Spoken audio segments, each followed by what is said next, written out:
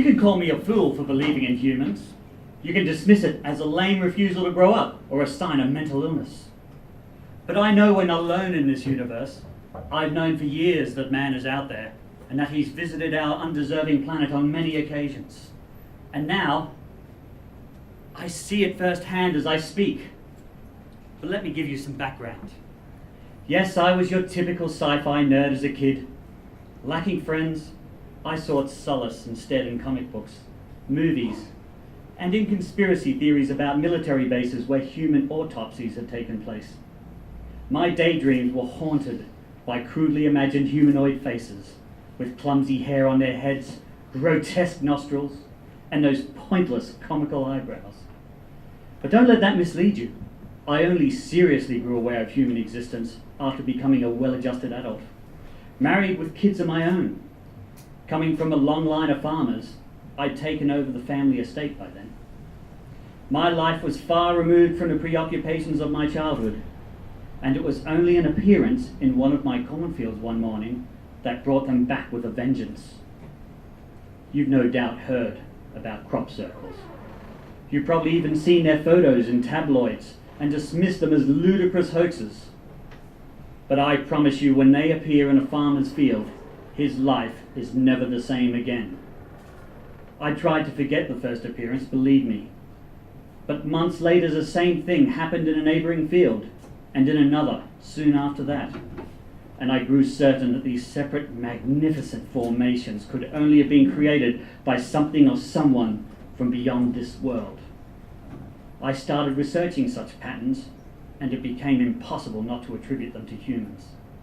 Humans who had clearly come down here, who were clearly trying to tell our species something, and who were clearly calling on me to help them. And so began the unraveling of a respectable adult life I thought I'd secured for myself. I started mentioning the idea of humans to everybody I knew, only to be routinely met with stares of shock, then uncomfortable silences, then more uncomfortable attempts to laugh it off. Later, as my obsession grew, there came looks of deep concern and glances of pity at my wife.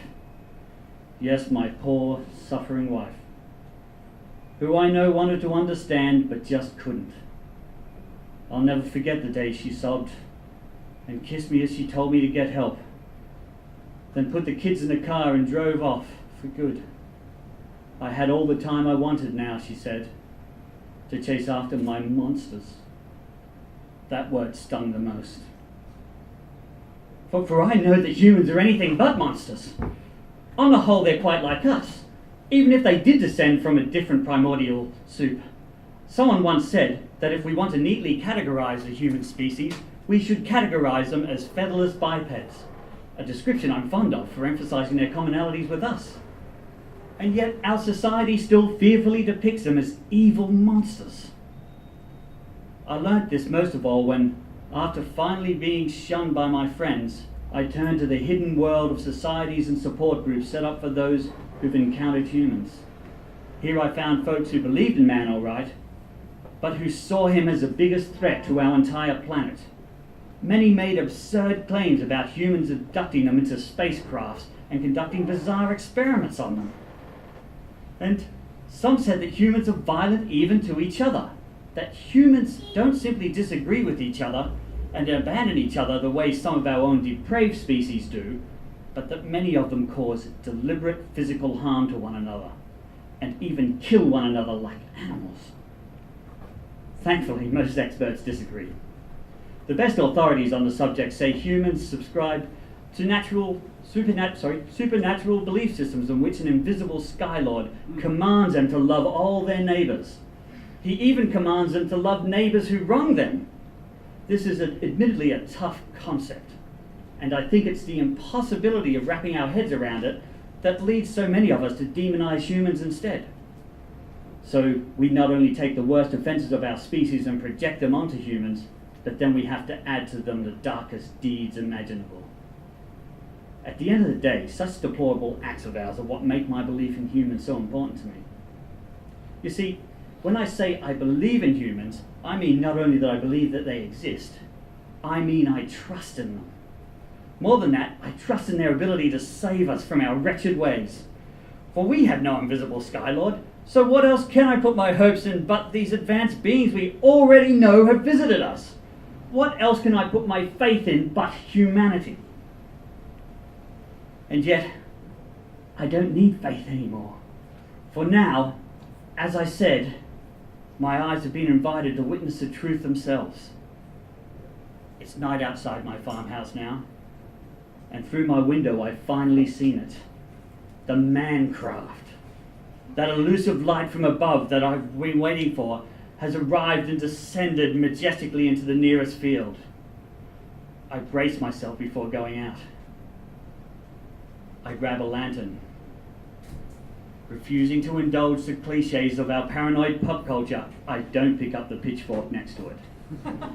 Then, stepping outside, I see them immediately. About 6 of them in the distance, not aware of me yet. Real humans, in the flesh, in all their living, breathing glory. These ones are bulkier than usually depicted. The hair on their heads is cropped short. They planted a flag in my field, which I can only take to be a gesture of friendship. Slowly I lift the lantern so they can see me. They do and suddenly freeze. Then they smile a warm smile. Yes, they have mouths just like us, and they smile just like us, except that their smiles are kind of funny looking, upside down. And those nostrils of theirs are flaring, presumably to help them breathe better. And their eyebrows, those pointless but ever so cute eyebrows, are furrowed together. The overall expression has the most primitive air about it, as though you might find it on man in their earliest natural environment. In their hands they carry powerful-looking metal objects with double barrels on the end. Gifts from their own world, no doubt.